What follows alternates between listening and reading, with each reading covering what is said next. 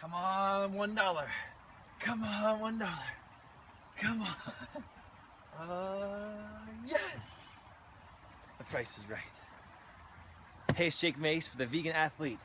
And I'm here, I'm excited because of three reasons. Number one, it's like 35 degrees, maybe 32 degrees in the Phoenix area. It's never happens this cold, and it's kind of rainy. So North Scottsdale is getting snow right now. And here in Tempe, we just had a really cold, blustery, and drizzly day. We get like 310 days of full sun a year, so this is very rare. Number two, I'm excited because I'm going to show you guys the Joraform composter I got today, the 270 model. So this is not the small one, not the big one, but the medium one. And I got it off of boogiebrew.net. I'm pretty sure it's boogiebrew.net/GYG for the Growing Your Greens. So it's boogiebrew.net/GYG. I'll put a link in the description down below. I tried looking for a good deal elsewhere, like eBay and other places, but Boogie Brews had a really good deal and free shipping. They shipped it to me for free, so that's pretty cool. And this composter is different than my current composter, which is I got 50 bucks off Craigslist. And this composter is really good. If you see right now, it's totally used, totally old. I featured it in some other videos. I'll put a pop-up on the screen right now. Click there to watch previous videos where I feature this composter. And you can see inside, everything's turning into dirt, into soil, to compost. Coconut shells, paper plates, eggplants, plants from the garden, avocado pits, wood chips, leaves, all that kind of stuff. Shredded paper. And this one, you take the handle and you roll it.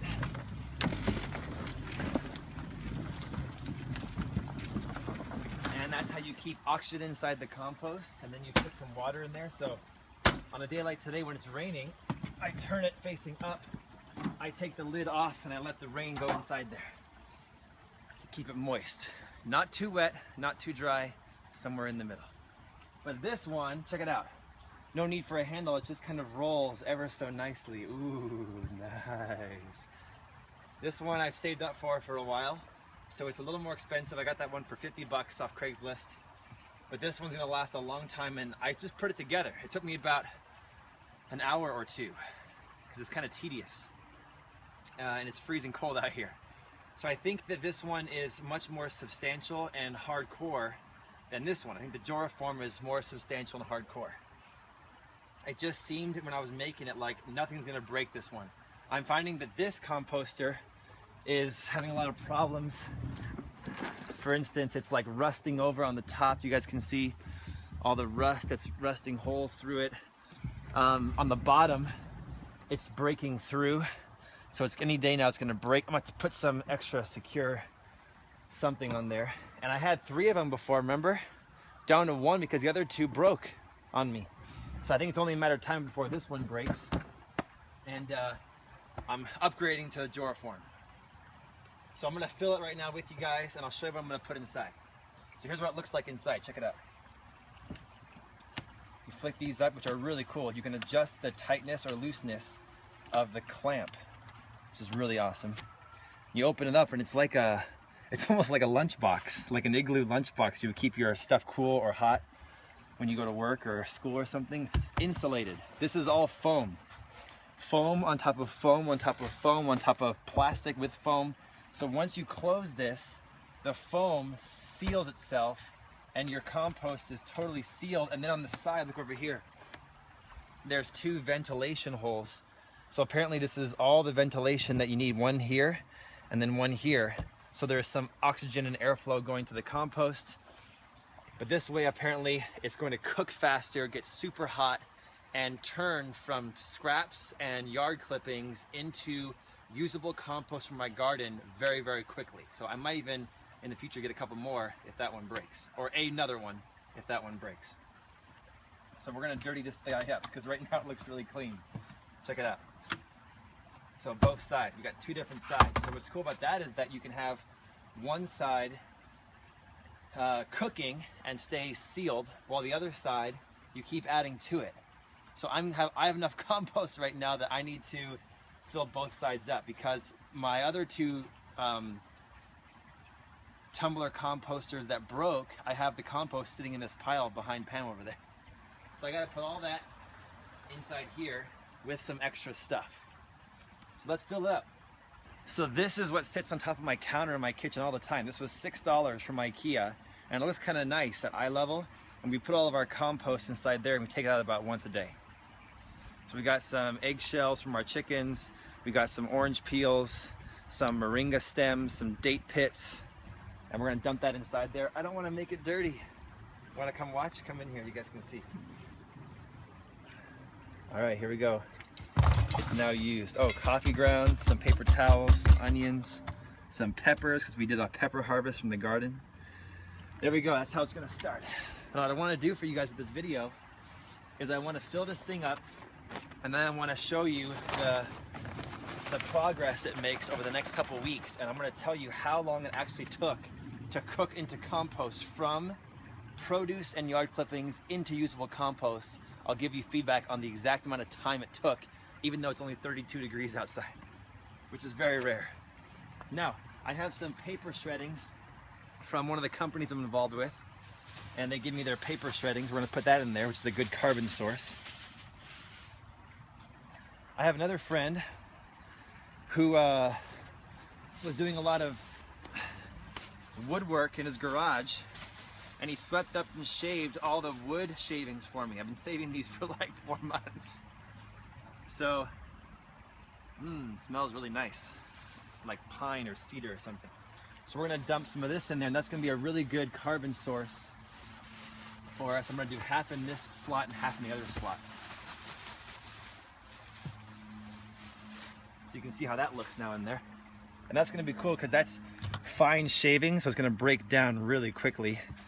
And it's gonna give carbon to our food scraps. Don't forget from my previous video, food scraps and grass is nitrogen. Greens. Food scraps, grass, nitrogens, greens. Yard clippings, leaves, wood chips, wood shavings are browns and are carbon. You need about a 50-50 mix of each to get good compost cooking. I've even found you want to go a little more on the carbons and the browns. Maybe 60 to 65 to 70% leaves, wood chips, carbons, and browns. Only 40% or so of the food scraps. Too much food scraps makes a slimy, smelly, bug-ridden mess. And mostly carbon or mostly leaves and wood chips is perfect. So my neighbor has this gigantic tree up here, and it's losing all of his leaves, so it pours leaves down in my yard and in the trash way, which I love. So I went out and just picked a bunch of the leaves from off the ground. We're gonna throw those leaves in there.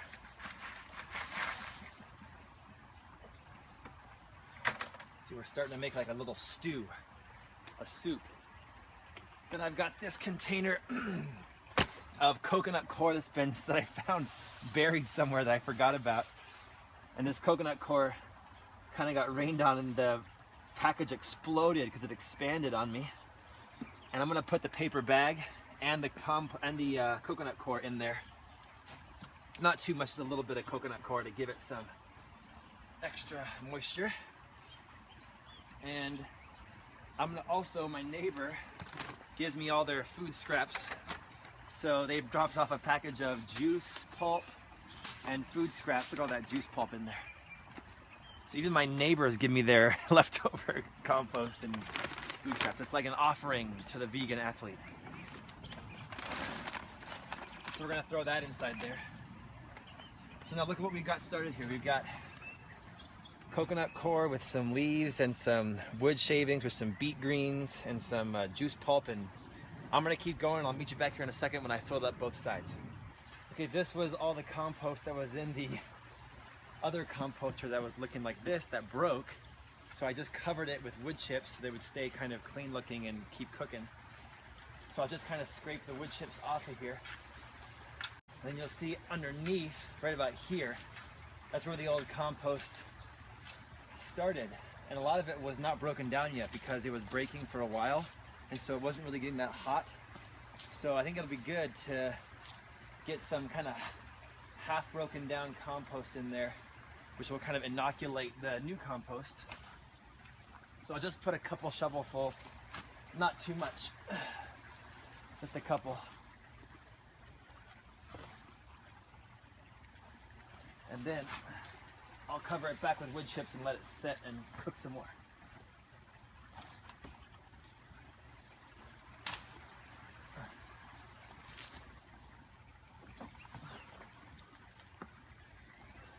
Okay, and we'll cover this guy back up, and that'll be like my overflow that I'll slowly use up all this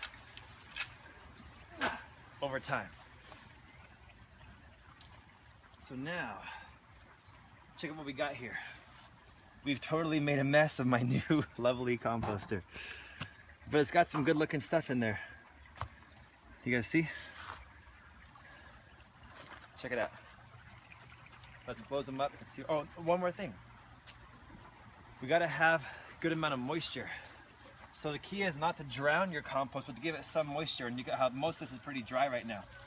So I'm going to just kind of wash this guy off. This is rainwater I just harvested from the rain we had this morning. And I'll eyeball it. I'll eyeball the amount of rainwater I should put in there. And now we'll close it up.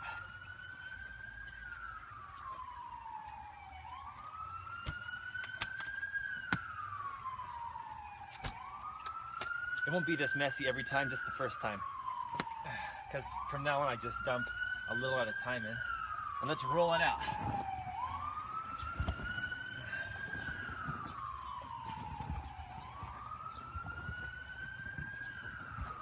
It's so much easier and better. And smoother. And really nice. Want to see how it looks? Let's see what happened. Come on in. So, it looks almost the same. It's all mixed up now. So look at that, we got a ton of wood shavings, good food scraps, leaves, produce, some paper shreddings, and a little bit of compost from the previous composter. How about this side? Should look the same. Ooh, this side looks a little different. A little bit different ratio. All right, that's how it looked on day one. Don't forget. I'm gonna let it cook for a few weeks. I'll come back here. I'll give you a progress report, let you know how it's cooking, and let you know how well this Joraform 270 is working.